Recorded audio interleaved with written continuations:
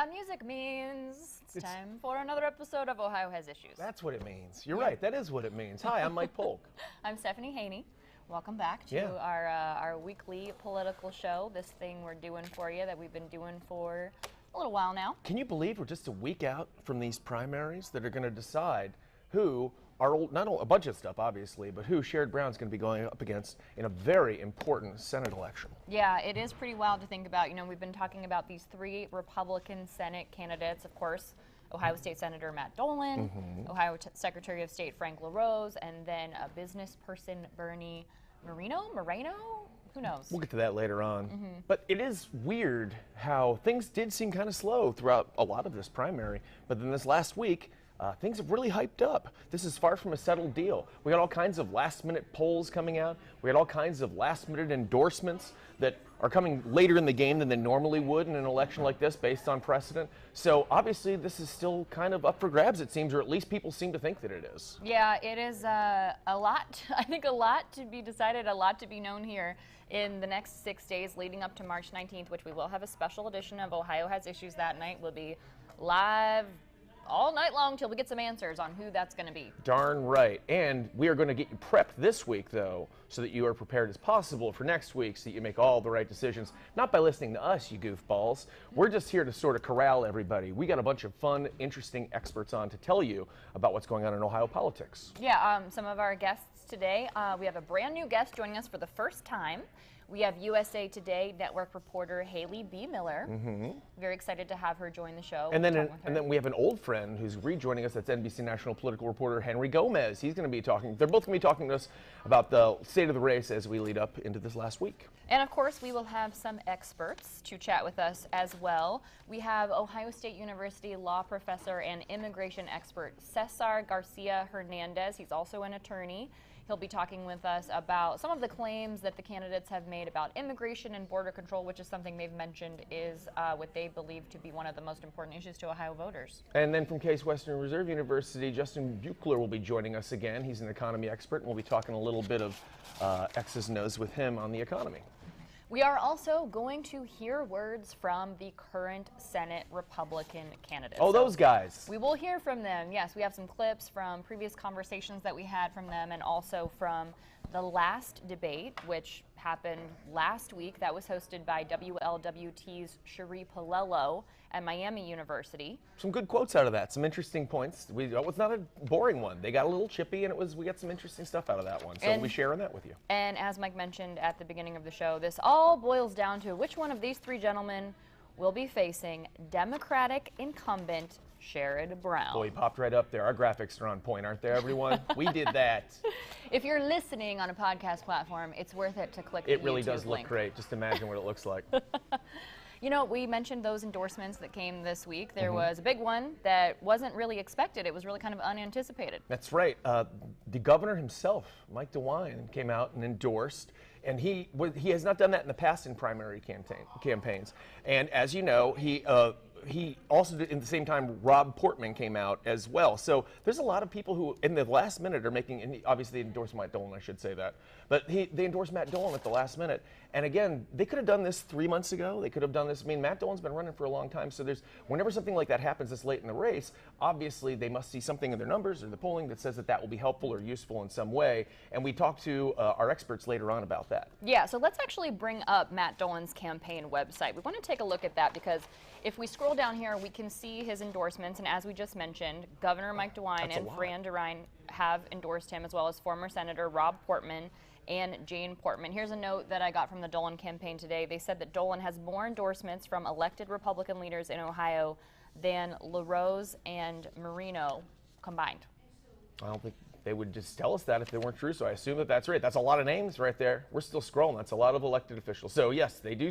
He does seem to have sort of the establishment Republican vote shored up, all of those people. Just look at that real fast when you get a chance. Yeah, you can definitely go to that link. We'll include that link in the YouTube notes and the podcast notes as well. And let's check the other candidates' websites as well. So we have the endorsements list for Ohio Secretary of State Frank LaRose. So some of the notables that have endorsed LaRose are Congressmember Mike Turner, Sheriff Rick Jones, and then the organizations Right to Life and Buckeye Firearms. Right. So some more organizations, less politicians there, but still some establishment places. And then what do we have endorsement-wise for Bernie Moreno?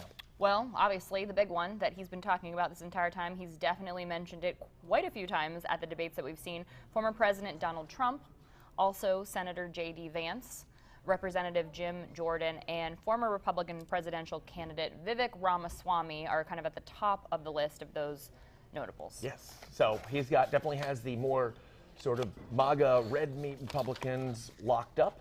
And then Matt Dolan has more of the establishment, it seems, and Frank LaRose getting endorsements from a lot of the groups that are actually more conservative, traditionally conservative groups. So spreading around the love, the endorsements this year, and we'll see if any of those are going to make a difference. We really don't know how much of a difference those endorsements are going to make. And in fact, in one of my conversations later on, you'll hear somebody who actually believes that those endorsements might actually work against some of the candidates, depending on who you like and who you don't like. So how this is all going to work out, we don't know. Yeah, we do not know, but we do know that it has been a major conversation of what the former President Donald Trump factor is going to do in this primary election. So actually, we do have some comments from the candidates about the former president. We see Cherie Palello asking them a question here in just a minute, kind of setting it up, and it's all about how they are going to handle reaching out to Republican voters who maybe aren't in favor of the former president. So let's hear that now.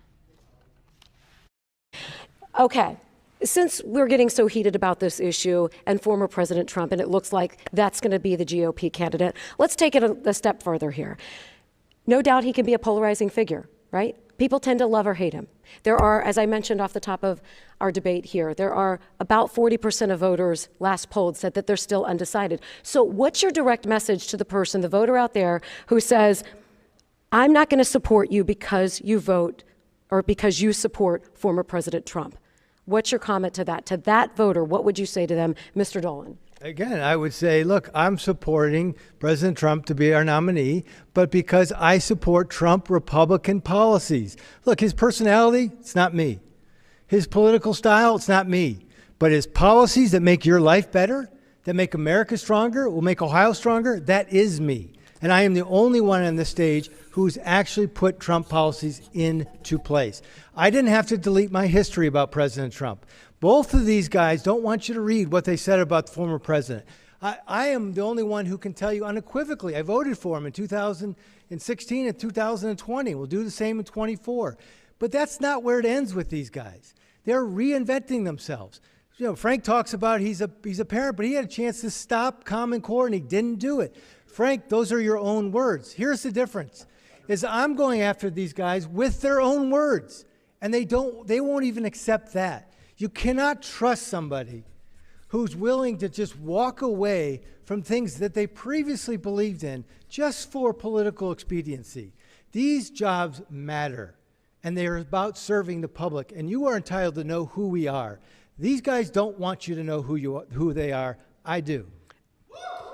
Mr. LaRose, again, the question is, how do you win over the voter who's concerned that you support Trump? Absolutely. Well, and first to Matt, you're entitled to your own opinions, but not to your own facts. I have never supported Common Core, never would. I've been an outspoken champion for educational freedom and local control. One second. Control of education. The question was about President Trump, and of course, I'm proud to be a longtime Trump supporter, voted for him in 16, went to work for him on his inaugural committee in 17, supported him in 20, and I endorsed him early last year because I believe he's the right man for the job. When you're going into battle, you want a leader who is fearless and who is feared. That's who Donald Trump is. And I understand that some people, again, may find his personality abrasive. I think that's the kind of bold, courageous leader that we need. I would proudly trade some mean tweets about now for cheaper gas and for lower energy prices and for a more secure world.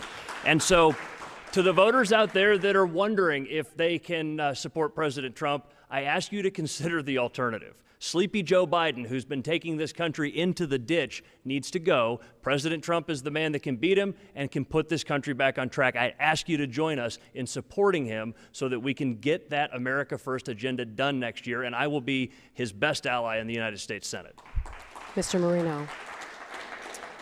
So Frank does know President Trump, and President Trump knows Frank. and he endorsed me.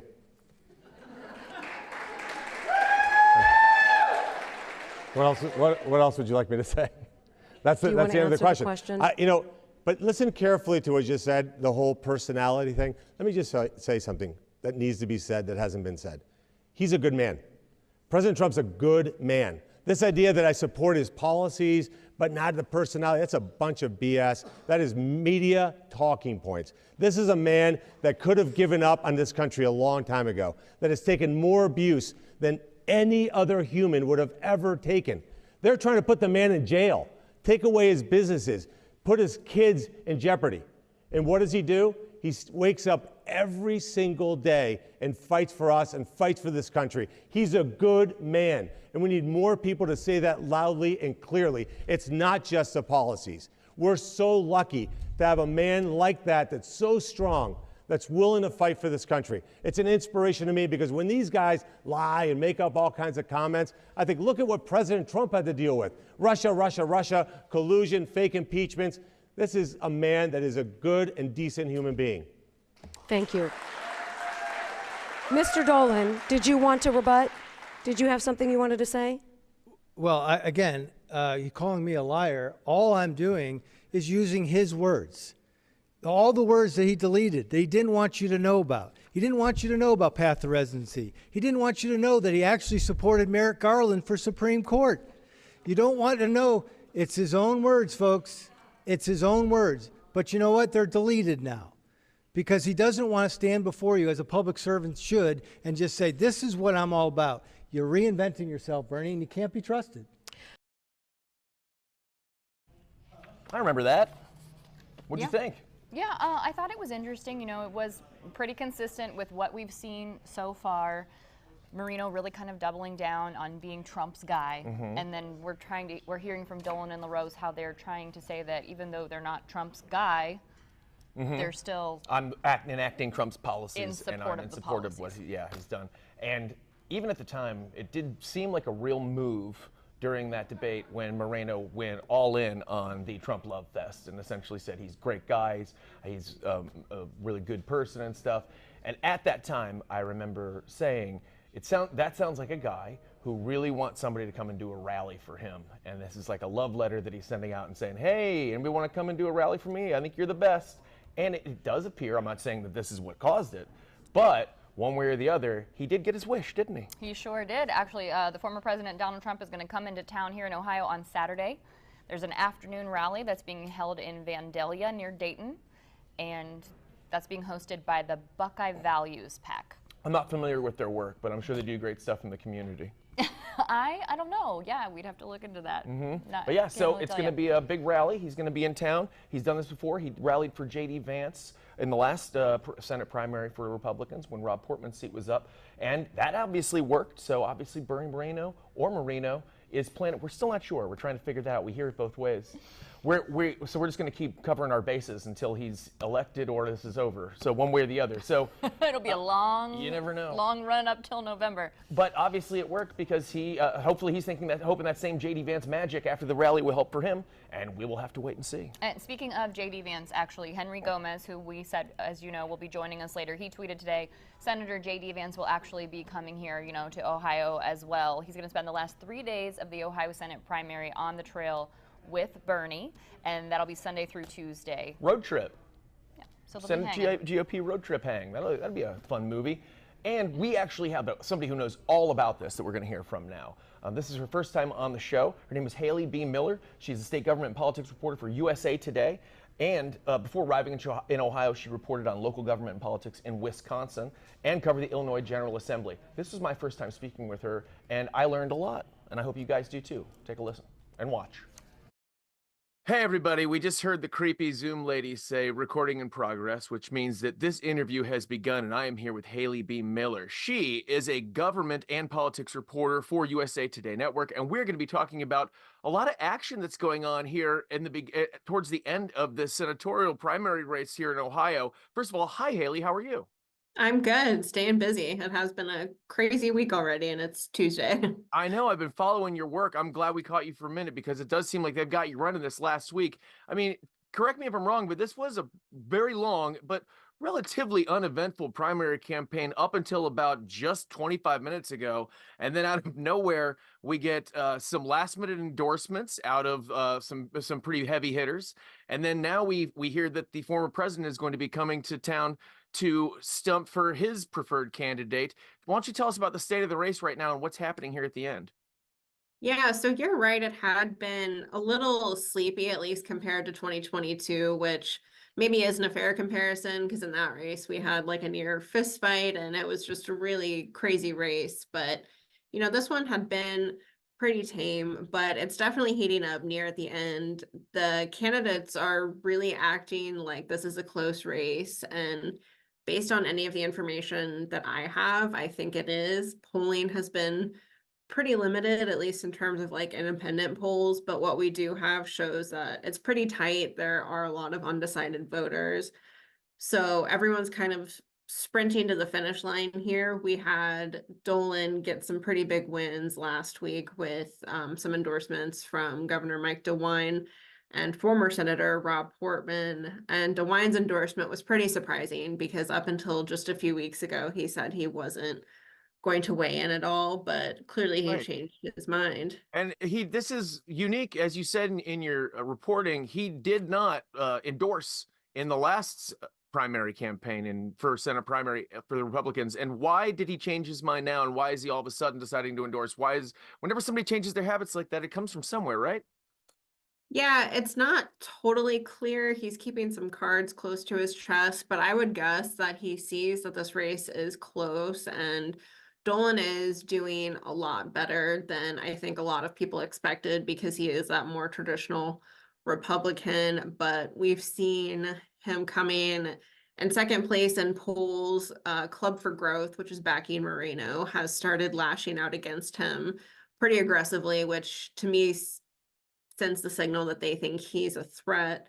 And, you know, DeWine is a really practical guy. He's also really smart. He's been, you know, doing the politics thing for a while. So I think, you know, he decided to wade into this race because he thinks there's a real possibility Dolan can win and that perhaps he could help Dolan get to the finish line.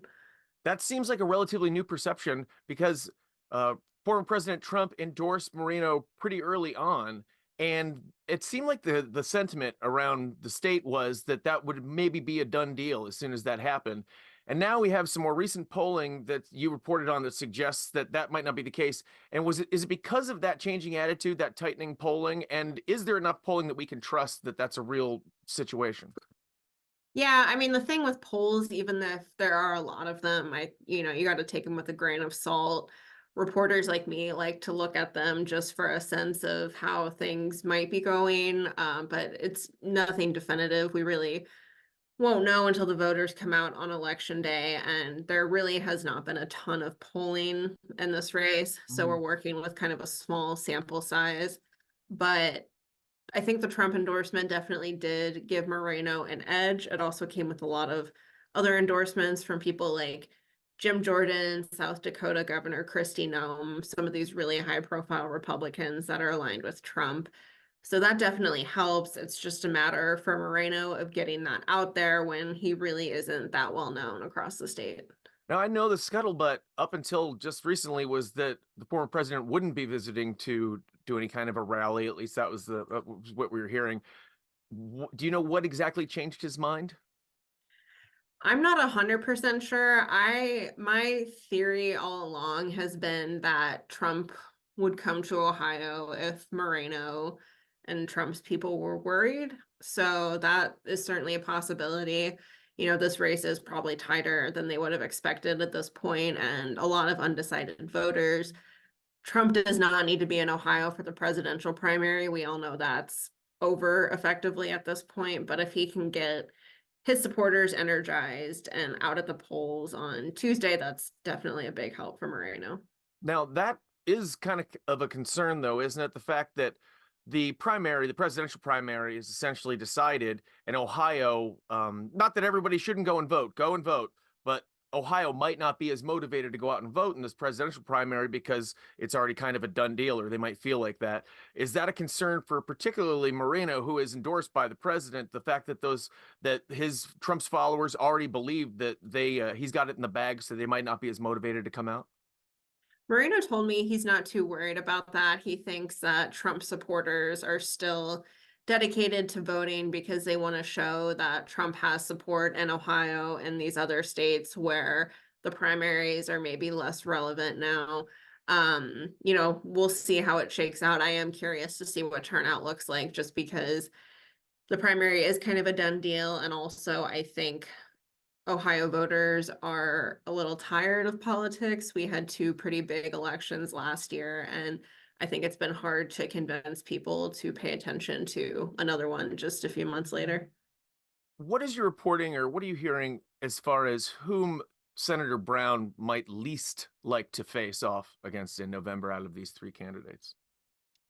I'm not sure that he's said that out loud. I would think that Dolan would be his toughest challenge, because Dolan does not like it when people call him a moderate. And in a lot of ways, he's really not. He does have a really conservative record in the state legislature, but he has also been willing to sort of meet across the aisle, or at least meet halfway on issues like gun reform and abortion. And so I think he probably has an appeal to maybe some independent voters there that would be tough for Brown. Brown, if Moreno is the nominee, he'll be able to present, contrast himself against sort of the Trump candidate, and that could help him in some circles, and that could also hurt him in some circles, just depending on how people feel about the former president. And LaRose has, honestly, for as well known as he is, and as for the resume that he kind of brings to this race, he's really struggled throughout this primary to gain the traction like people thought he would. So I don't know. I guess it is of note the fact that we are probably about 10 minutes into this and his name has not come up yet. And I don't mean that as an insult to him or anything. He is our Secretary of State. So sorry about that, but yeah, he did not come up, and that probably does say something about do we know where his campaign is at right now, as far as how are they reacting to this news? Because his name is out of the headlines right now, and that can't be good at this state in the race. Yeah, I mean, they say that they're still feeling good. They feel like they have more of a grassroots presence than some of the other campaigns do. But you're right. I mean, DeWine, LaRose is DeWine's Secretary of State, and the governor still endorsed Matt Dolan. Obviously, LaRose does not have Trump support, and endorsements are not a make or break in any scenario. I don't think, voters are still independently minded people who are going to make their own decisions, but it is worth noting that LaRose really doesn't have any super high profile backers, and whether he can sort of combat that with the name recognition that he has and the fact that he has won statewide office before, which none of the other candidates can say, we'll find out next week.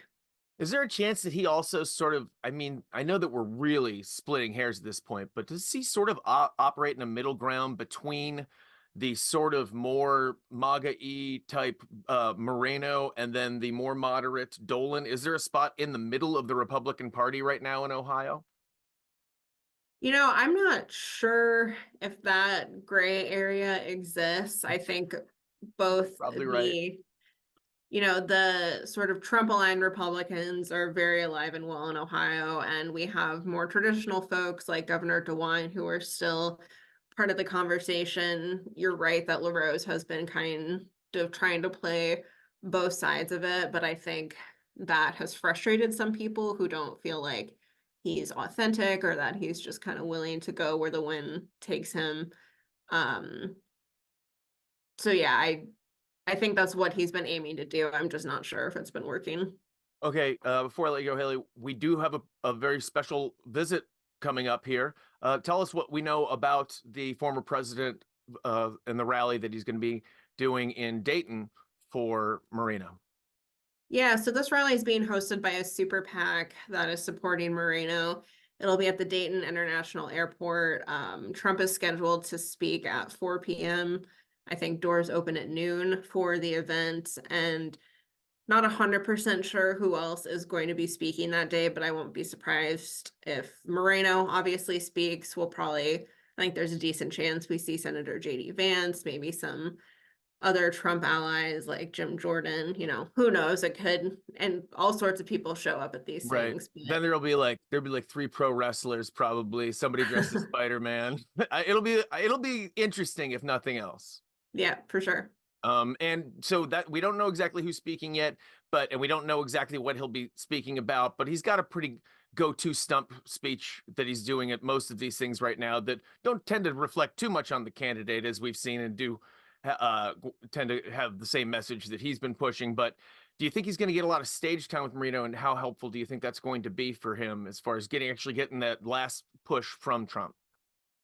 I bet he does. I think Trump takes his endorsement seriously and really does not like losing. So he's going to do what he can to really prop up Moreno this weekend and, get some stage time with him, talk about why he endorsed Moreno and why he doesn't like the other candidates.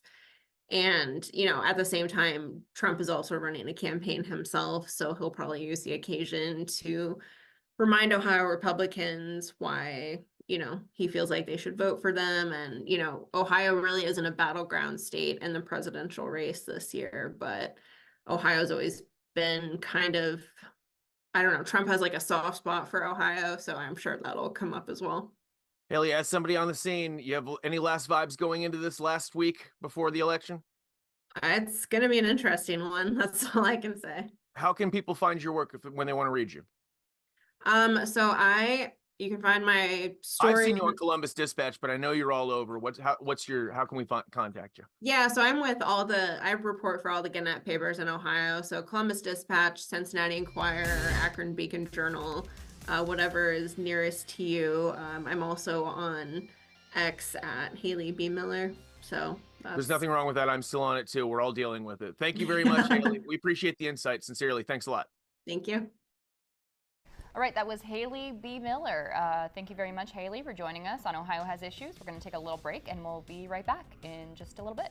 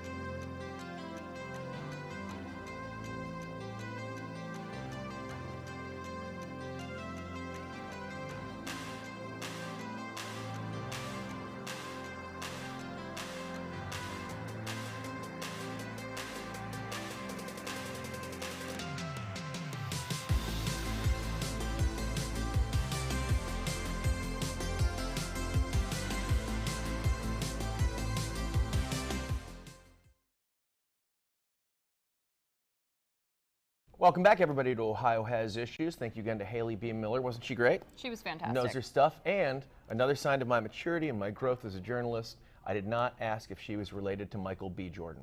That took a lot of restraint. Oh, you're growing up. Somebody's growing I'm up. so proud of you. Baby Bear's growing up. What do we have next for him?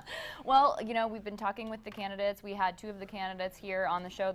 We've played sound bites from that several times now. So we're going to play a clip from my previous interviews with Senator Matt Dolan and Secretary of State Frank LaRose, where they talked about what they think is the most important issue to Ohioans. So let's hear that. What do you think is the most important issue to Ohioans right now? Well, I think for Ohio Republicans, it's the border and the economy. I think people are understanding that you can't really have a sovereign nation unless your border is secure, and we've seen record amounts of people coming over the border that we don't know who they are, we don't know what their intentions are. And as a result, Not everyone, but as a result, we're seeing fentanyl deaths in Ohio increasing. We're seeing human trafficking. Right now, Ohio is 4th in human trafficking in the country. And that's because of our location, our highway system, but it's all stemming from an open border. And then get our economy back together. I mean, things cost more. You know it, it's 17% more, but let's put it this way. If you had $40 and you're going in the grocery store today and going into the grocery store 5 years ago, your $40 got a lot more 5 years ago. What do you think is the most important issue to Ohioans right now? Well, there's really three that I'm focused on, but the top one is the economy. It's this economy under Sherrod Brown and Joe Biden that's hurting Ohio families because the cost of everything is higher, but wages aren't rising to keep up with it. And so normal families like ours have to sit at the kitchen table at the end of the month and figure out which bills they can pay and which bills they can't pay. It's concerning to me, though, that the solutions that are offered by Biden and Brown aren't really solutions at all. They think hiring 80,000 IRS agents and spending, hundreds of billions of dollars on green energy mandates that don't work is somehow going to repair our economy. We know that the real solution is to get government out of the way so that Ohio's really private sector industry can thrive. That's the solution. The other two issues that I've really focused on are border security, where I have some very personal experience having served down there as part of a counter-narcotics task force, and also parents' rights, because I think that's the most important job any of us could ever have. And I know that Lauren and I are not interested in co-parenting with the government. We want our children to be raised with our values. All right, that was State Senator Matt Dolan and Secretary of State Frank LaRose. Now, we did reach out to Bernie's campaign to try to get him scheduled for an interview. They didn't respond when it came time to schedule that interview. So this is what we found from the Bernie Moreno campaign website. Their top 3 important issues to Ohioans: 1, empower parents to make education choices; 2, secure America's borders, stop amnesty and destroy the Mexican drug cartels; and 3, restore the integrity of our election. So again, directly from the candidates, what they think Ohioans are focused on. That is interesting, especially because I did just see something that came out today, and this seems to be the case consistently, is that the number one, at least what Ohioans say the number one issue for them is the economy. That's always what they say is the economy. And the fact that Moreno, who is either in the lead or close to it, it's not one of his top 3 issues according to him there. It's just interesting that that's not what he's focusing on. He's got a list of 15 issues on his website. Right. So I don't want to necessarily assume. Prioritize them. We're not prioritizing them. I'm not necessarily sure that they are numbered in order, but those were 1, 2, and 3. So those are 1, 2, and 3. Since they shared 2 issues, I thought I think that 3 was going above and beyond. I think that makes a lot of sense. Well, here to help us unravel as we go into this, we are now cascading towards the last week, as you know, before this primary election, which is March 19th. And if you can do early voting now, actually, if you're registered and you want to beat the traffic and whatnot, get down there. But we do have less than a week to go now, and who better to talk to about the state of the race than our good friend Henry Gomez from NBC News. He always knows what's going on, doesn't he? He is on top of it. We read his tweet earlier. He's the one who was letting us know that Senator J.D. Vance will be here on the campaign trail with Bernie. Here's my conversation with Big Hank. We've heard the horrifying Zoom lady robot voice, and that means that we are officially underway with our good friend. And by the way, I want to thank you. This is our second time having you. We don't get a lot of repeat guests. A lot of people don't come back. I had to. It's a must accept invitation for me. He owes us. He's a Clevelander, Henry Gomez, and he is now a real important national reporter for NBC News, political reporter. And he's kind enough to show up with us and give us a state of the race about a week out here as we ramp up to the Ohio Senate primary. And Henry, how you holding up? Holding up pretty well, Mike. We've got a week to go, a little under a week to go. Seeing a lot of commercials, as I'm sure you are, but just trying to keep things rolling and keep things in check. Well, we got to get this out of the way right away. My first question is a burning one. I've heard it said a couple different ways throughout the election. I think we should just establish this. We shouldn't be this far in without knowing this. Is it Moreno or Moreno? He pronounces it Moreno. It's you could argue that it's spelled Moreno. Yes. I find myself going back and forth, kind of like Cuauhtémoc sort of thing. So it is one of those words. It's like, I feel like even he says it differently. He'll definitely accept either pronunciation. He's never said, excuse me, that's not how you say that. And I've heard every correspondent say it differently. Do you think if he actually becomes a senator, he'll establish whether or not his name is Moreno or Marino? Will we know then? I mean, that's something I would imagine would be among the first orders of business for him. We saw something similar actually 2 years ago with J.D. Vance. A big controversy was, is it J.D. Vance or is it just J.D. no dots Vance? And the official word from the Vance folks was J.D. no dots. No dots. He doesn't have time for that superfluous, silly punctuation. You don't need that in there. Yeah, we've got a country to fix. Absolutely. So, all right. So we could say it either way. It's like aunt or aunt. Take your preference as far as you're concerned. Yeah, tomato, tomato. Exactly. I mean, he'll answer to both. As long as they call him to be the primary candidate. Am I right? So how's it looking? We got a lot of weird stuff going on as the last week winds down here. We got endorsements coming out of nowhere. We got people stepping up and saying, hey, I'll come to town for that guy. So what's going down and why are we seeing so much action at the end?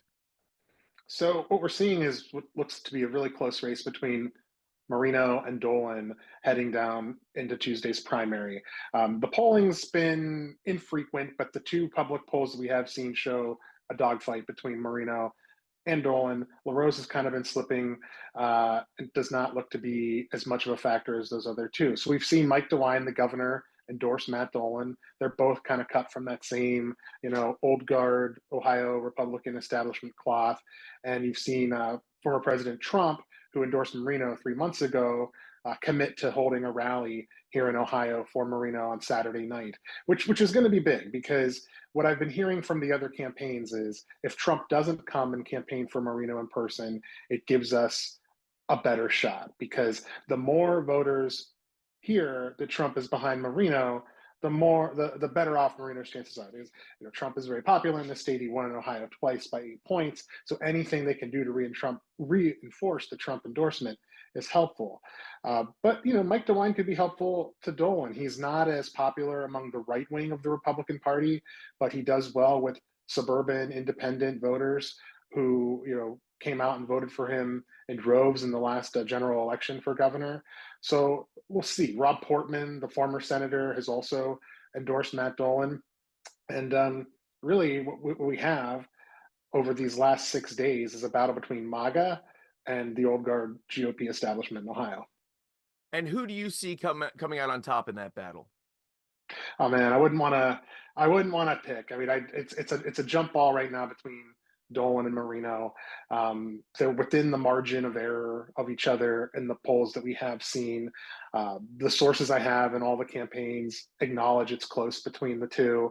The only thing that's looking right now as we're talking, it does seem like LaRose has fallen off the pace, that it's going to be very challenging for him to climb back into this race without somebody making a mistake or without there being a really odd turnout model where not a lot of people show up to vote on Tuesday and LaRose gets in on his name recognition. We're starting to see these campaigns and candidates and operatives working on the race behave as if it is a two-person race now.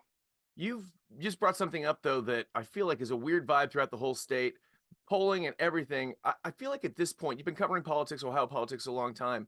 I feel like usually at this point in a primary, we have a decent idea, or at least a guess. Maybe we're wrong, but everybody at least has a vibe about who is in the lead or who is going to win. I just don't feel that, and no one seems to have any certainty in this. And do you remember another race like this that you can compare this to, where everybody going into it really wasn't sure what was going to happen? Not in a primary so much. I mean, I remember 2 years ago, the primary that J.D. Vance won, the Senate primary here in Ohio, that was very, very competitive. We knew going into the final week that Vance was favored because he had the Trump endorsement, and that still meant a whole lot. It was also a bigger field, so you could win the primary with a smaller plurality of the vote, in which a Trump endorsement could really put you over the top. But we also saw heading into that final week that Matt Dolan, who was a candidate in that race, was surging at the end as well. He ended up finishing third, but only a couple of I think less than a percentage point behind Josh Mandel for second place. So it does remind me a little bit in that Dolan is having a late surge, that we're not sure that the Trump forces are going to be able to stop. But the one thing is telling here, as I mentioned, Moreno got the Trump endorsement 3 months ago. The conventional wisdom then was this race is over. Even though Moreno's an outsider and a newcomer and isn't well known, the Trump endorsement will put him over the top. It's going to lock this race. It hasn't. It's the fact that we're less than a week out and Trump has to come here at the last minute to campaign for Moreno. The fact that Dolan is getting a last minute endorsement from the governor of the state shows that everybody believes this is still wide open, at least between those two candidates. And that is surprising. And does that say something larger about the Ohio Republican electorate right now? For a long time, I mean, you said it yourself. We all thought, I'll admit it, I thought too, as soon as that endorsement came through, I'm like, well, that's a done deal. The state is heading obviously in a red direction over the years and seemingly a Trumpian, more MAGA direction.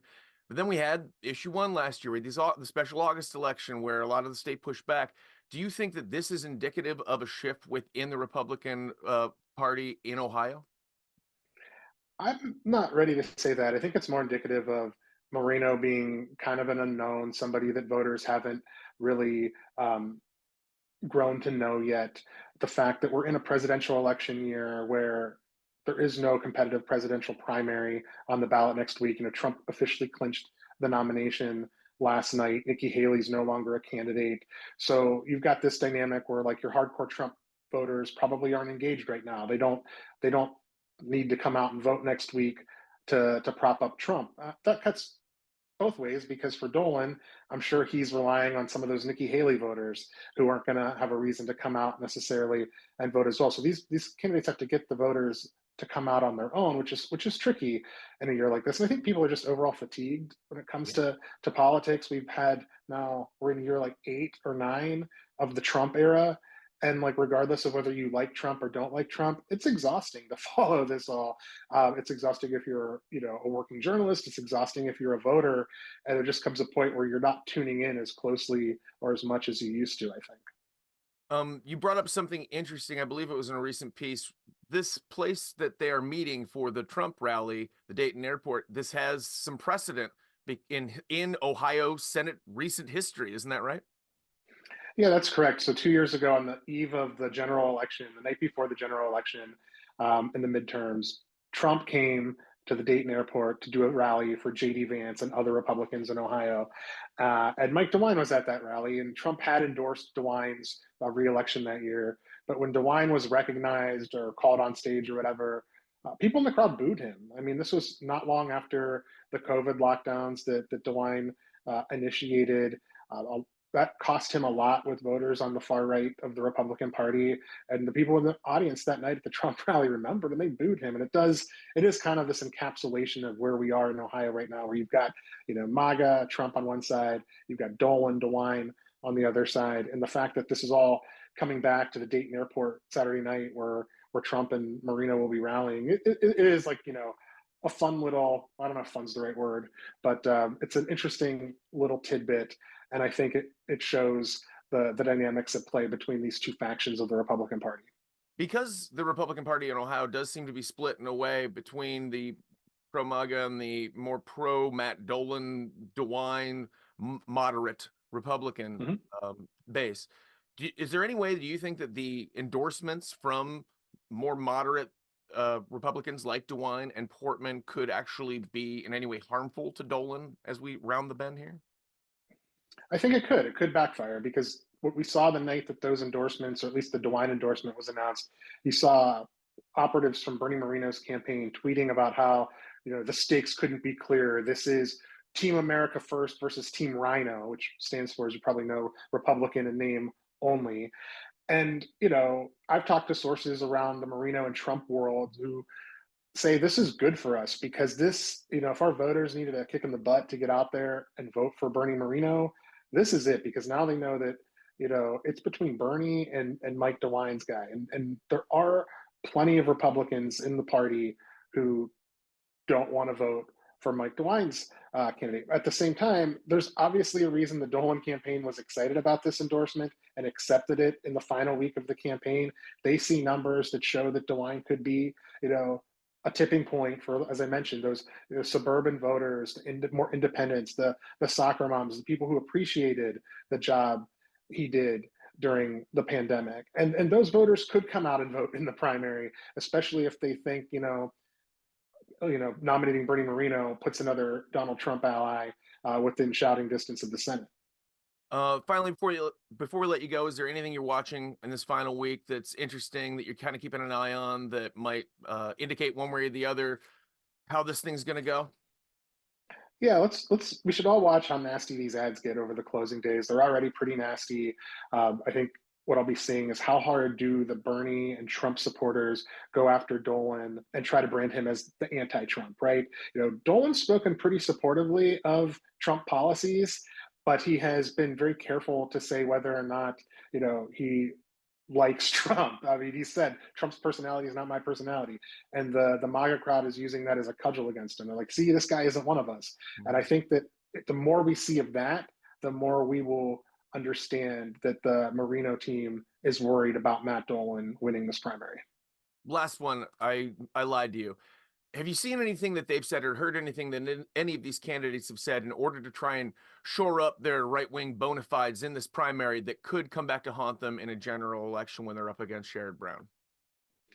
Well, I think the big one could be their position on abortion. All three of the candidates were opposed to the constitutional amendment that was on the ballot last year in Ohio that protected abortion rights in the state constitution. And there's not a whole lot of wiggle room in that for them. And they've all been pressed on it on the campaign trail this year. They all stand by opposing that. And they've all said that they would be open to supporting some sort of federal ban at the federal level, something that would, ban abortion at a certain number of weeks. And the Democrats are going to seize on that because they're going to say you are overriding the will of the Ohio voter. That they've enshrined this in our state constitution, and you're going to go to Washington and support something that bans this at the federal level that supersedes us. And so that'll be a pretty potent argument for the Democrats, no matter who the nominee is in November.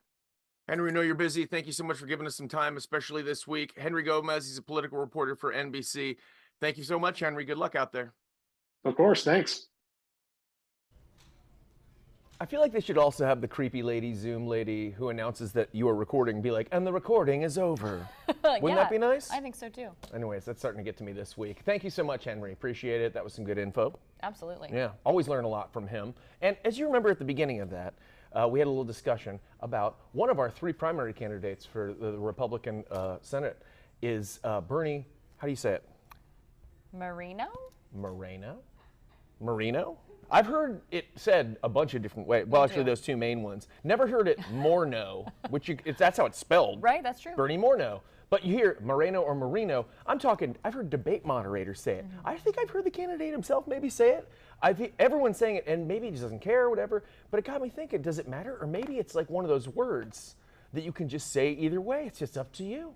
Because it doesn't seem to trouble him. Yeah. Like you prefer Marino. You say Marino, others say Morano. That's why I thought we'd play a little game right now, where because that's not the only word like that. If you want to play right now, are you down for this? I would. Yes, I would. We're gonna be playing a game called Marino or Moreno. You don't have to zoom in. Don't worry about it. All my graphic designs are bad. Thank you so much, Beebs, on the ones and twos over there for getting us by. Are you ready to play Marino or Moreno? I'm ready. The rules are simple. I'm going to show you a word, and you just that can be pronounced in more than one way in the English language and be accepted that way. And you tell me how you pronounce it, and I'll tell you whether or not you're wrong. Okay. Okay. So here's your first one. Wait, let's start back here. So linguistic. It is. Here's your first one. Okay. Either. Oh, I'm sorry. That is actually either. It's either. It's decidedly either. No, you can do it either way. You're right. See, but you say either. And you say I would say either. So you can say it either way or either way. I honestly, and some people say this one both ways, and that's okay. Okay. So, but you're an either. I'm an either. Okay. Okay. What is the correct way to say this word? Apricot. Okay. Now, do you agree with that? Do you agree with that, Beebs? I agree. He agrees. Now, some people obviously also say apricot, weirdos, but it's still, that's something you can say both ways. What do you say? I don't eat or mess with the apricots or apricots. I don't like them anyway, so it never comes up. Okay. How about this one? I like this game that I can't get wrong. Data. Okay. And a lot of people don't say that. A lot of people say what? Data. Yeah, you don't like that. No. You disagree. It's totally... You're upset with them. I am bothered. Okay, but you can see how the Moreno thing can happen. The English language is a rich tapestry. Here's a couple more. They're stuck together because of my crafting. My glue stick was a mess. Listen, I like a man who uses a glue stick. Here we go. Coupon. Okay, but you know, some people weirdos say coupon. Yeah, Yes. it's a Midwest thing apparently. I don't hear it that much, but according to online, it is. Coupon. Okay, here's another one. You ready? I have a coupon for that. Caramel. Okay, is that what do you agree with that, Beebs?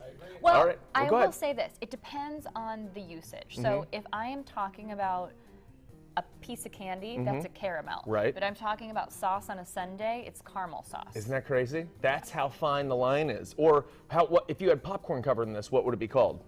Caramel corn. No lunatic would ever be like, I'll have some caramel No. corn, please. No one's ever said it, and no one ever Absolutely will. not. I was the first person. All right, next one. Just goes to show you.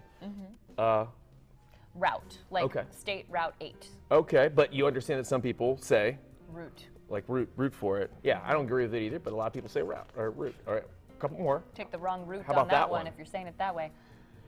Ant. Okay, now you say it that way. Now some people say, Aunt. so you got aunt, you got aunt, and then you have the more Cleveland accent, which is aunt. My Aunt Karen. Now, auntie, though, if you add the IE on the end, auntie. Yeah, it's weird. Auntie sounds weird. No. And auntie sounds pretentious. Auntie, my aunt. Right. It's also like a thing. Like, my niece told me that I had auntie status. Oh, really? Yeah, because Auntie status. I will, like, do random things in her view or whatever. What is and, that? and I've lived a lot of life. Oh, okay. Like, it's a good That's thing. what auntie status It's means? a good thing to be an It's a compliment auntie. to be called an auntie. I think. Couple more, then we're done. Don't worry. Uh-oh. This one really catches a lot of my Youngstowny friends. It's roof.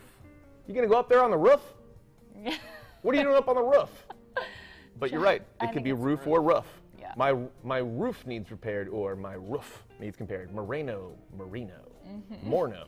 Okay, two more. Moreno. Uh-oh.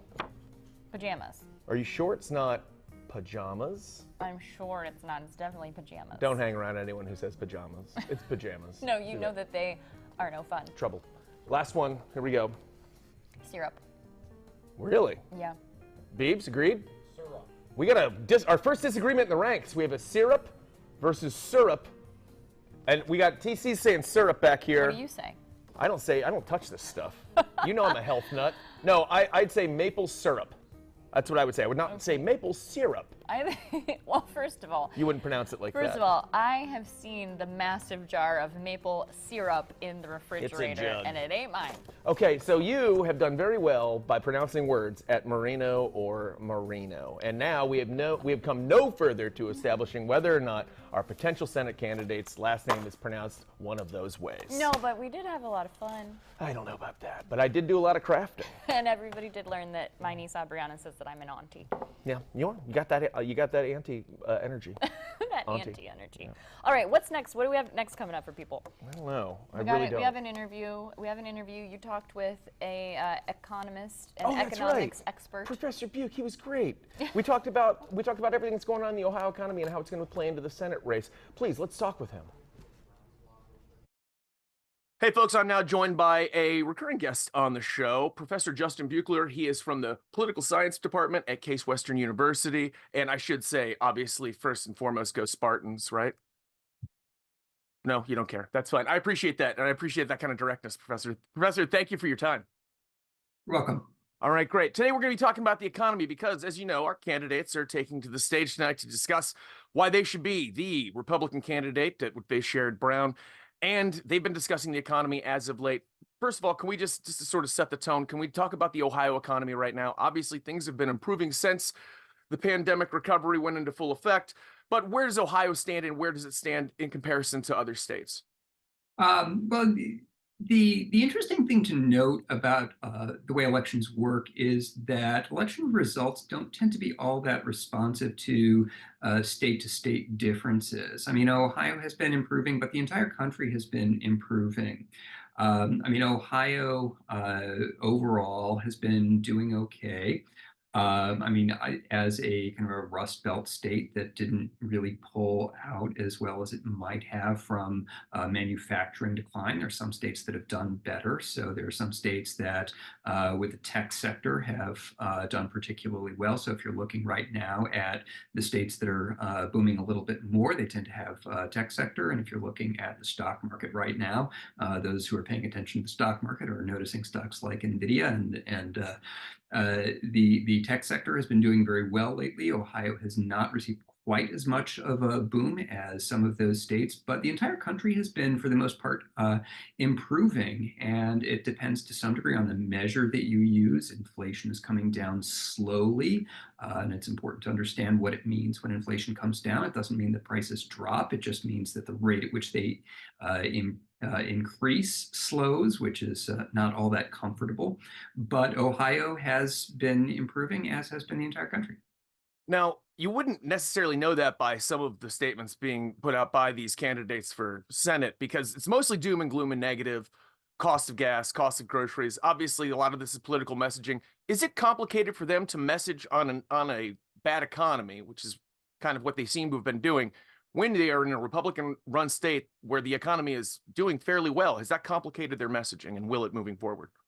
Well, not exactly, because the way that people tend to assess the economy is in reference to the party of the president, not the party of the governor. Remember that the economy is mostly assessed nationally. So the president is a Democrat, which means that when credit and blame is given, it tends to be based on the party of the president. So because Joe Biden is a Democrat, it is relatively straightforward for Republicans to bash the economy, and you're going to see this nationwide. It doesn't tend to have all that much to do with the governor of any particular state. Republicans are going to bash the economy nationwide and say that everything is terrible.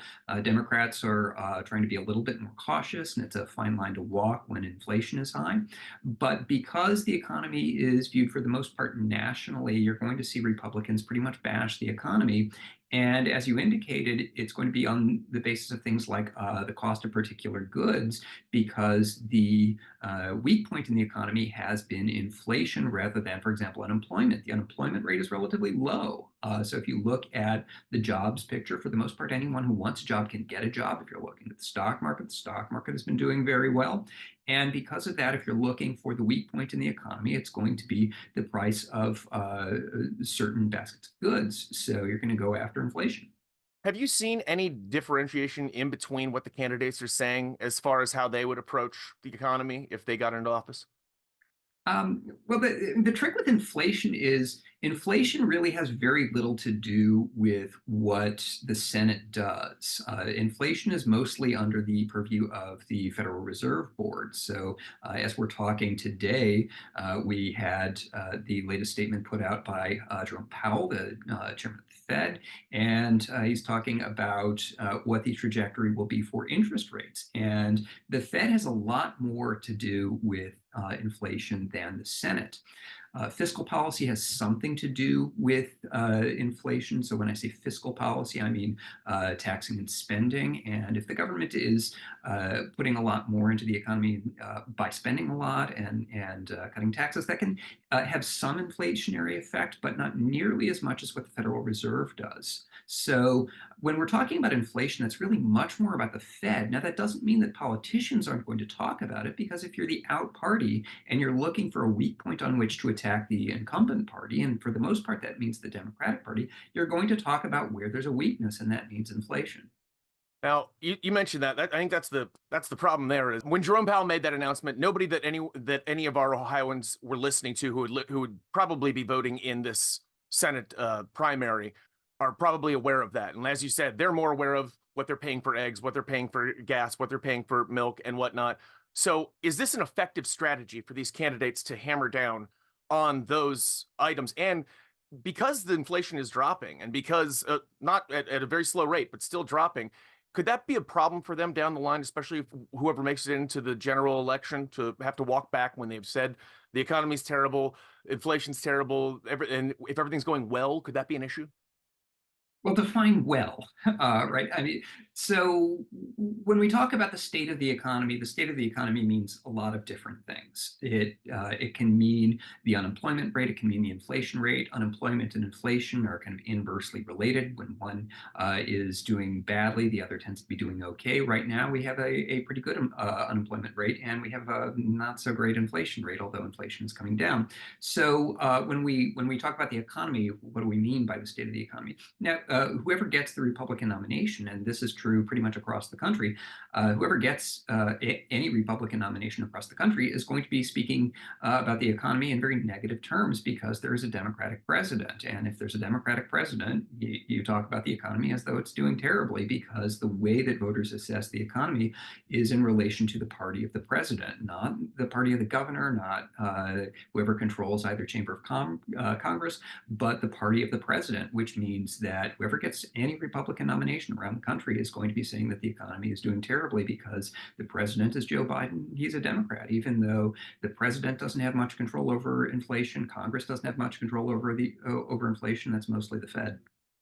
All three of these Senate candidates for the Republicans have come out against a raise in minimum wage. And that is something that Sherrod Brown obviously supports. He has in the past. He's gone as high as supporting a $17 minimum wage.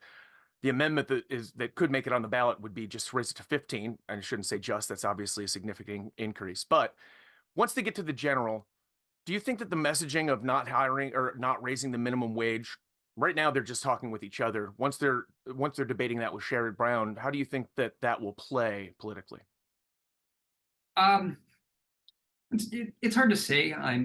In general, you would like to be talking about issues on which public opinion favors your position, and you don't want to talk about issues on which public opinion favors the other party. So for the most part, voters tend to favor an increase in the minimum wage if you just kind of phrase it generally, but there's a lot of wiggle room in the polls on these kinds of issues because most voters don't spend all that much time thinking about those kinds of technical economic issues.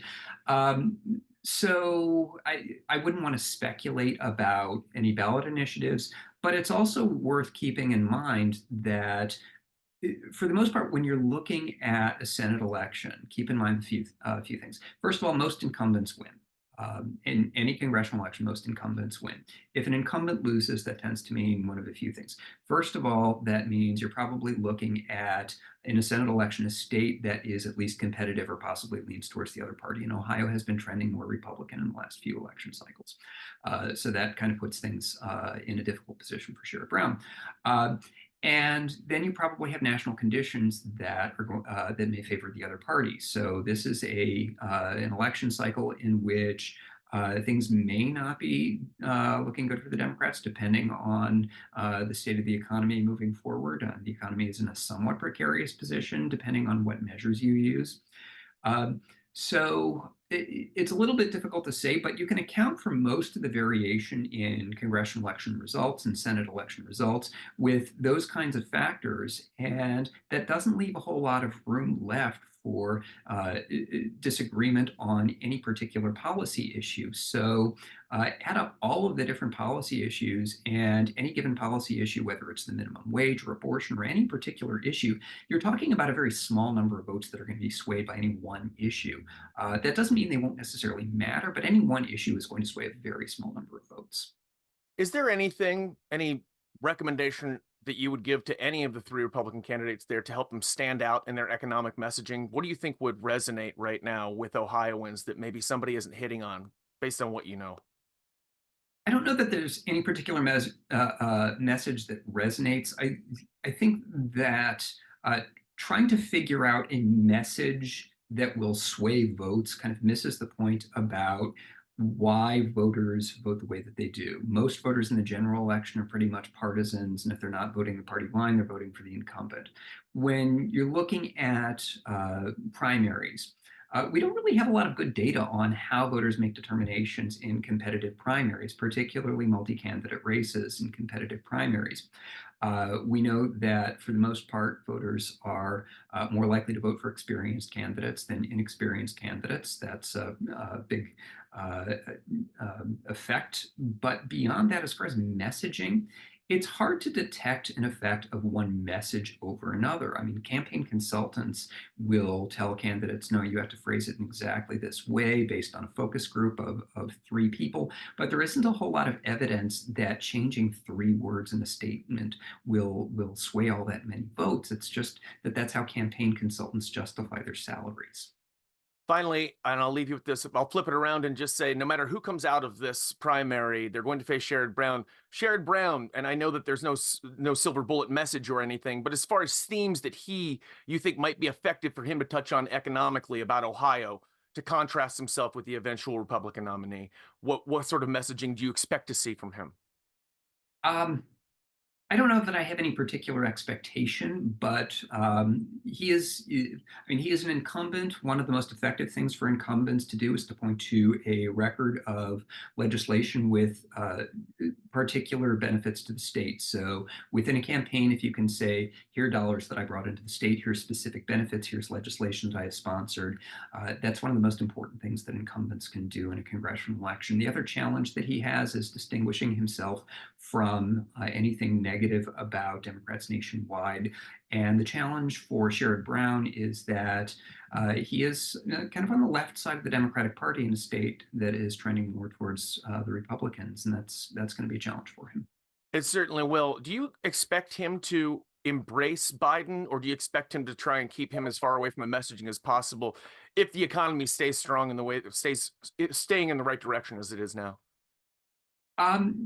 Talking about the economy is tricky in a situation like this, because if you're looking at the unemployment rate, it looks very good.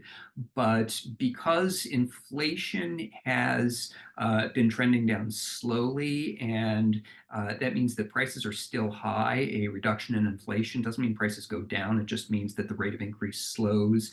It's very difficult to convince voters that the economy is doing great. So if you go out and say, no, really, the economy is awesome, you're actually going to alienate a lot of voters. So it's not really clear the best way to play that to voters. So it's probably safer for Sherrod Brown to point to a record of legislation and specific benefits to the state of Ohio. Professor Buchler, thank you for your insights. We appreciate you, sir. Sure. Have a good day. Pleasure. Thank you very much. Thank you, Professor Buchler, for your insight. Always good. I thought that was really interesting how he was talking about, even what we're seeing here at the state level, that really people just connect that to the president, no matter what. Regardless, good or bad, it seems that way. That's the way it happens. If you're in charge, you get the blame. If it's bad, you get the credit if it's good. Although it does seem like with the economy turning around, maybe it's not quite as much, that credit hasn't quite hit quite yet. Maybe it'll catch up with them as time goes on, and people start to feel it a little bit more. Differentiating between the inflation and then, the unemployment rate or whatever, for example. Yeah, that's true. But then I also wonder, too, when we look at the unemployment rate, and I don't have the answer to this, but how much of that is because people are overemployed? They got to work more than one job or whatever. So I don't know. I'm just not sure that we should put as much stock into the unemployment rate being low as maybe we do. But as you know, we can't tell people how to feel. We can only tell them how we think they should feel, and then you can do what you want with that information. Yeah, just asking questions. I'm just a lady asking questions. And I'm just a fella sitting there not answering them. Okay, well, here's someone who did answer my question. So also, as we mentioned before, one of the top issues that the candidates keep pointing to is immigration and border control. So we talked with an expert about it. He's written books on the topic. He's got a new book out about it right now. It's César García Hernández. He is a professor at the Ohio State University School of Law, the Moritz College of Law, where I did my first year of law school. Didn't have Professor Garcia Hernandez, though. It's too bad, because seems very smart. A couple years younger than me, actually. But he is there now, and let's talk with him about the border and immigration. Professor Garcia Hernandez, thanks for being with us today and taking time to talk. With your expertise, being a law professor at the Ohio State University and your study of immigration and the border situation, kind of just want to talk with you about some of the things that we've seen the Republican Senate candidates here in Ohio say. So I'll dive right in. I'll talk about some things that we've seen Ohio State Senator Matt Dolan say. He is contending that there are records amount of people coming over the border who we don't know anything about, and that is resulting in Ohio specifically in an increase in fentanyl deaths. Do you have any comment, or can you give us kind of any context or information about that? Well, we do know that the number of people who have arrived in recent months at the Southwestern border has surpassed historical records. That wasn't true in January, for example, but that was true in December. these are fluctuations that we see year after year. We should expect that the number goes up sometimes, it goes down other times, partly to do with the weather, partly to do with holidays, partly to do with the climate in various countries, and of course the big elephant in the room is always the U.S. economy, which is a major source of attraction for people from across Latin America and indeed the world. But tying the number of migrants to any increase in fentanyl deaths or deaths related to any particular reason is a step too far. There is next to no data suggesting that the folks who are reaching the United States are by and large coming with ill motives, and certainly not that they are trafficking fentanyl into the United States by walking across the Arizona desert or wading across the Rio Grande River. In fact, the federal government's own reports indicate that most fentanyl is brought into the United States through ports of entry. Through by being put onto trucks essentially and driven across. Is a valuable product. Regrettably, it's a harmful product, but a valuable product, and so it doesn't make a lot of sense for the people who are involved in that business, illegal though it is, to be sending it on in backpacks and across the treacherous desert. Instead, they do what any business person would do. They try to mitigate their risks, and the safest way of transporting their goods is by sticking them on vehicles and getting them through the customs checkpoints that are already in place across the United States. And those are the people who are presenting themselves to immigration officials. And so there is no relationship between the number of folks who are reaching the border and who are being apprehended by Border Patrol agents, and those who and the fentanyl that's coming into the U.S. Kind of in a similar comment, Ohio State Senator Dolan has also tied the amount of human trafficking in Ohio to, quote from him, stemming from an open border. He has mentioned that Ohio is number 4 for human trafficking. He had mentioned because of location and highway systems, but then also stemming from an open border. So do you have a comment for us on that? Well, the idea that the United States has an open border along the Southwest is simply false. It's not based in the reality of the law enforcement situation along that 2,000-mile stretch. We have more Border Patrol agents in place right now than we have ever had in the history of the United States. The Department of Homeland Security spends more money now on advanced digital surveillance technologies that it deploys along the southwestern border to keep a close eye on who and what is crossing into the United States. Now, elected officials, candidates for office, can certainly advocate for more of that, more of the same. That's certainly their prerogative. Other folks could advocate for less, but to claim that doing that spending more money and hiring more law enforcement officers is synonymous with an open border suggests that we've always had an open border. In fact, we've had a more open border than we do now, or it's suggesting that hiring Border Patrol agents is doing nothing to keep track of who's coming across the United States border and who isn't. And as a result, the very premise of that claim and trying to tie that, whether it's to trafficking or really anything else, is misleading and false and really just sort of divorced from the reality along the Southwest.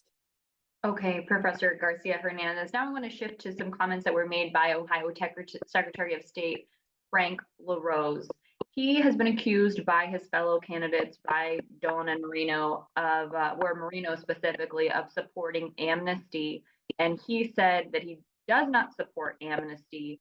And he made these 2 comments in regard to that. He said he never said that he supported amnesty. He said it's not realistic to take 20 million consumers out of the economy and to take 20 million workers out of the economy and also made the comment that if people do arrive in the United States illegally, that in his view, they should never get U.S. citizenship and never get government benefits. So in your expertise, what would the reality of those comments be? Would it be devastating to remove the 20 million people that he referenced there? And then also, what do you think about people who did arrive here illegally not ever having a pathway to citizenship or government benefits? The United States does not have to have, and those of us who live in the United States do not have to want to have an economy that propels the global economy. We do not have to want an economy that sustains a powerful military and an expensive military like the one we do. And we do not have to have an economy that provides us with the quality of life and the stability that we have come to know, and many of us for the last several generations have come to enjoy, regardless of where in the United States we live.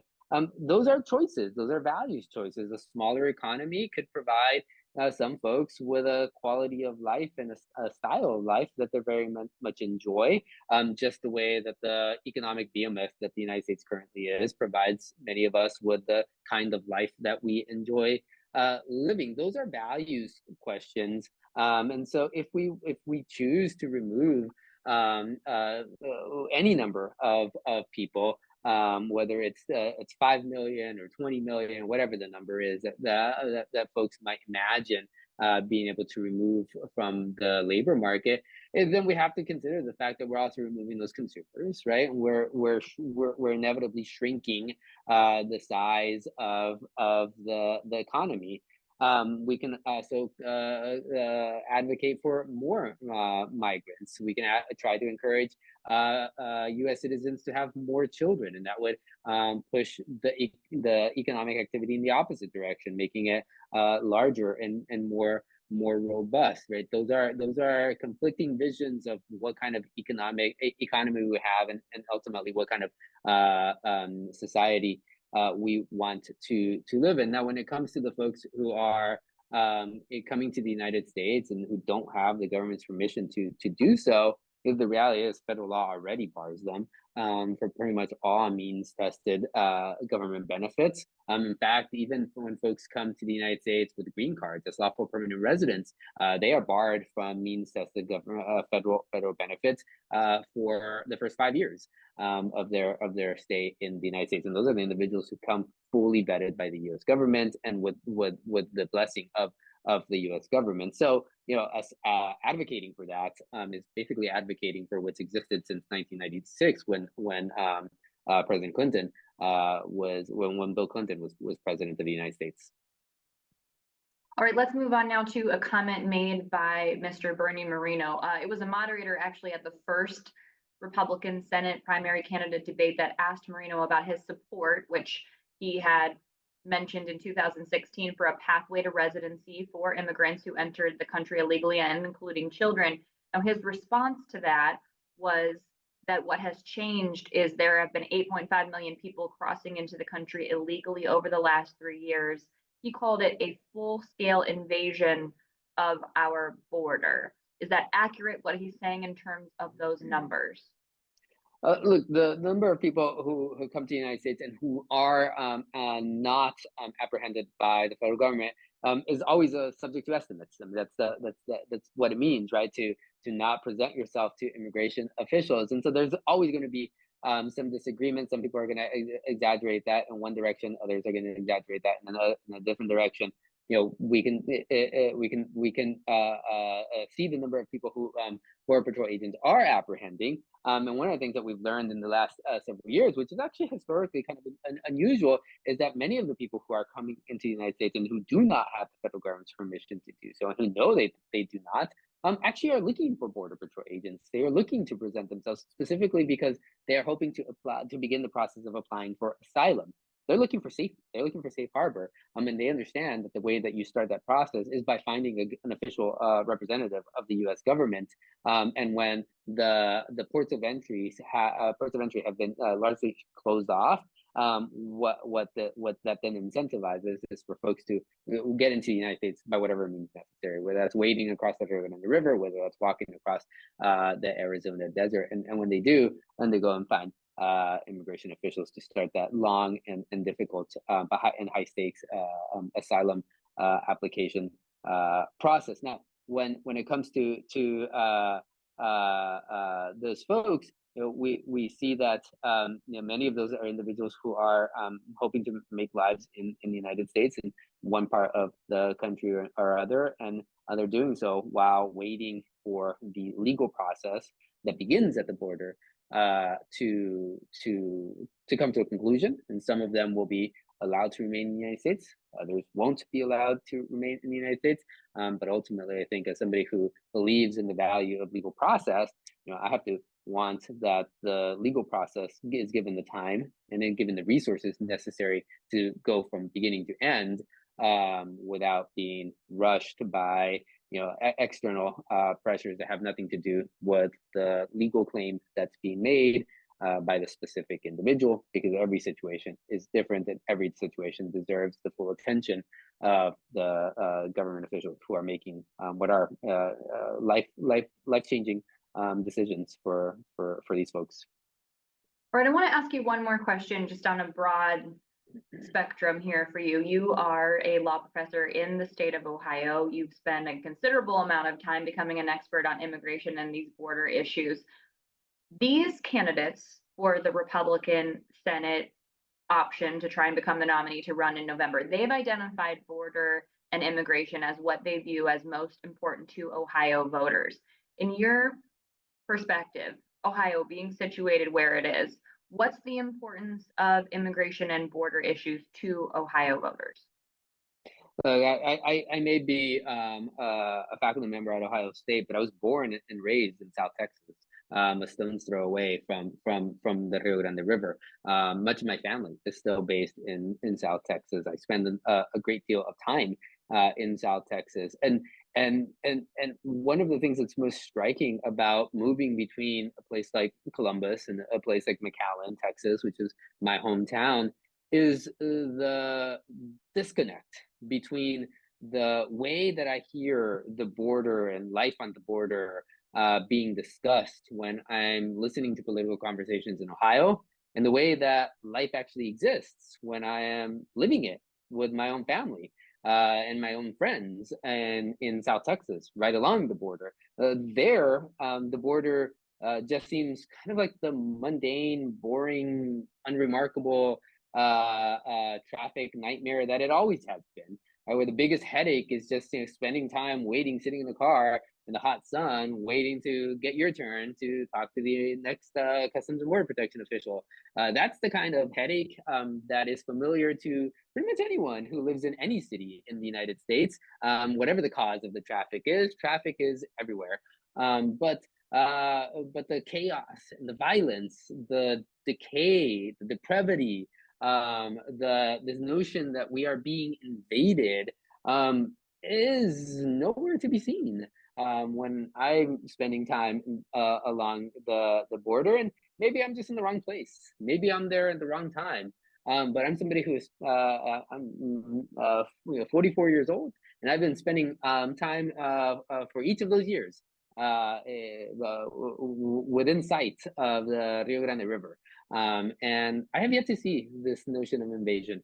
When the state of Texas made that claim in front of a federal judge, the judge shot them right down, right, and said this is nowhere near the level of problem that is to be considered an invasion. At least that word is used for constitutional purposes. So it's a fantastically useful political tactic, but one that I unfortunately I just don't see how it's grounded in the reality of life in the community that I've known for my entire life, and in the lives of the people who I've known for my entire life, and in which I spend significant parts of my most meaningful days surrounded in and by. And that's the part that I think makes me sad when I hear the way that these political conversations occur. It's just that they're not, if they're this far removed from reality, then I don't know what problems they might be able to solve.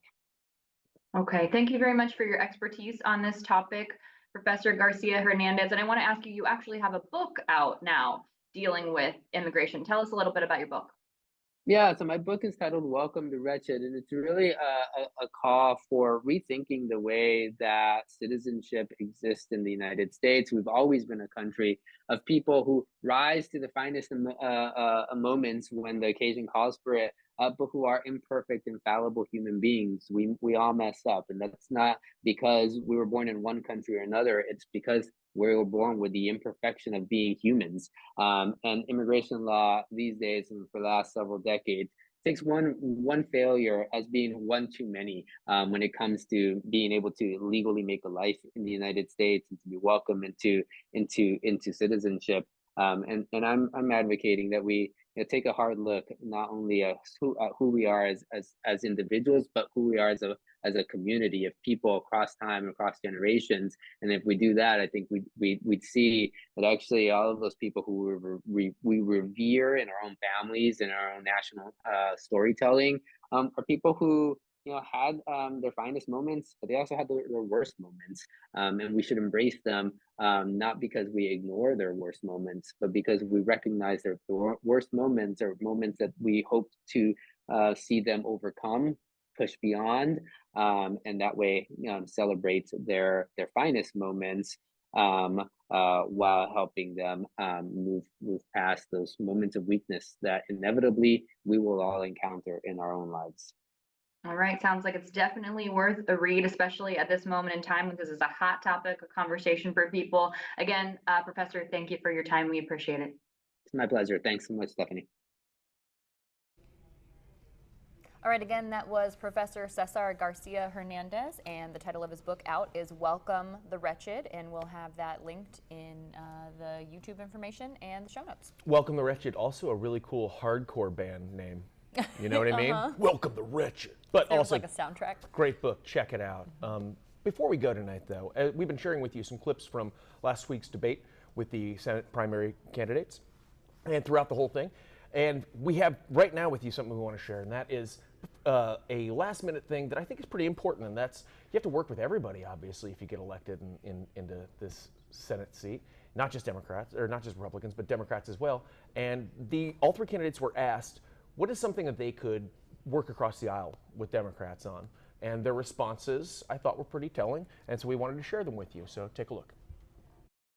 It's the division in Washington, and I think it's a huge concern for Ohio voters and Americans. I have heard from voters of all ages, race, political affiliations. They're disgusted, frankly, with the division in Washington. Some people telling me they don't even want to vote in the primary or this November. Lawmakers even voicing their frustration that they can't get anything done. So what's one hot button issue right now that you say that you could reach across the aisle on? Mr. Dolan.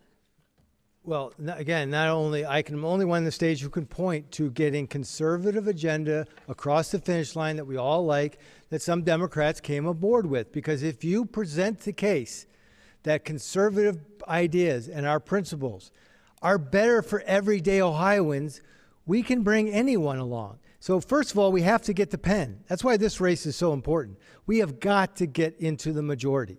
Because when you get to majority, we get to set the agenda, and we all know what agenda we need set as Republicans. But again, it's the border. We must secure and seal it. And I think for the first time, maybe Democrats are coming awake. Maybe these New York mayors and Denver mayors and Chicago mayors have had enough of their own policies. So I think right now, if I were in the U.S. Senate, we could strike a deal to close the border. Not compromise on 5,000, 6,000, 8,000 a day. Close the border, because we are seeing the damage it's doing to our country. And if you put it in those terms, here's what helps everyday Americans. Here's the policies that will work and benefit your life. That's how you get things done. That's how you get things done that we believe in, and we bring more Americans together. Time. Thank you. Mr. LaRose, one thing you could reach across the aisle on. Well, it's interesting to me that Republicans are always asked where they're willing to compromise, but Democrats are very seldom asked that question. Of course, in order to govern, you've got to bring people together to solve problems. I know how to do that, and I believe this is something that the Senate is built to do, by the way. It's a 100-member body with 6-year terms where people can get to know each other. But my approach is to work across the aisle by bringing folks to my cause, my conservative cause. I've done that as a member of the state Senate. I've been able to bring people along on important legislation that I've worked on, not by ever compromising my principles, but by reaching out and finding where there's common ground on things. Both of my opponents should be really good at talking to Democrats because both of them are former Democrats. But the one thing that I think that it's important for people to understand is that where there is little disagreement in Washington among corporate elite Republican and Democrats is on spending more of your money. This is why we have a $34 trillion national debt right now, and nobody's talking about this. This is generational theft. It's us saying we're going to live beyond our means and we're going to pass the bills on to our grandchildren and children. We have to do something about that, and that takes courage to do because we don't have a revenue problem in D.C. We have a spending problem, and I'm somebody that knows how to cut spending and have done it not only in the state Senate but also as Ohio Secretary of State. Thank you. Again, the question, one hot button issue you'd reach across the aisle on. I think we can get term limits done.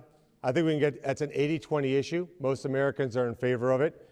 But I think beyond that, what I find when I go to Washington, D.C., it's filled with mediocre lawyers and career politicians, people who wouldn't otherwise have made it in the private sector, with very few exceptions.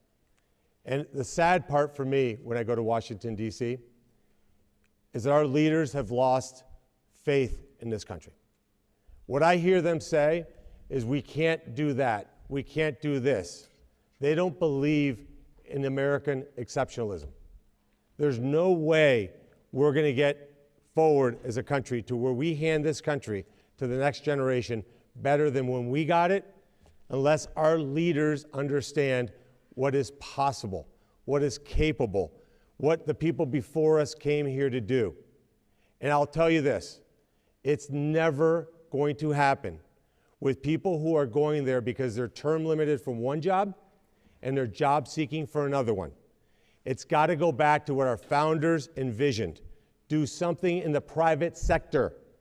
Go to Washington, D.C. to serve this country, and then come home. That's something we can unite about. So obviously very different responses, 3 different priorities listed there, and 3 different candidates that we'll all be choosing from in a week. Yeah.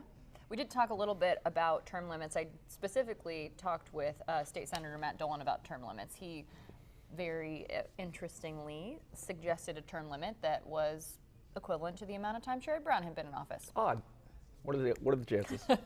No, they all their own motivations. Then obviously they're in that you could hear the moderator, who did a very good job, I thought, throughout the entire debate, try to keep everybody on track and to say, just a reminder, this is about how you would work across the. This is a question about how you would work across the aisle if you got elected. And they're just like, and then it's amazing how they can start on that and then get back into a talking point pretty well. But that's the art of being a politician, I suppose. Mm-hmm. Skilled orators. Mm-hmm. Indeed. Well, tell them what we got for them next week, because this is the last one before folks actually start deciding. Yeah, so next week is the primary election here in Ohio. It's Tuesday, March 19th. So that's the first important thing, is we'll actually be live on Tuesday next week instead of our usual time on Wednesday. Mm-hmm. So the plan is to go live at 6:30 p.m. with checking in on some of the polling locations, because the polls are open until 7:30 on Tuesday. And then we'll be live and checking in. We'll have Democratic representation. We'll have Republican representation. We'll have reporters putting all of this into context for us and letting you know what's going on as the night goes on. And if we have results, we'll be sharing with you live here as the night goes on. And remember, too, on this primary election night, of course, obviously, a lot of people are talking about, we've been doing a ton of talking about the Republican Senate race to see who's going to be on the ticket in November against Sherrod Brown. But there are other issues, too, that will be on primary ballots around the state of Ohio, and we'll be talking about those. Yep. You will not be in the dark if you stay tuned with us, right? That's because right. She'll tell us what's going on, and I will nod along. Because Ohio has issues. Ohio does have issues. We are here to talk about them. Let's unravel them with you. So join us next week. It's election season. Can you believe it, folks? It's wild. Okay, that's it for this week. We'll see you back next week. Happy primary week. Bye.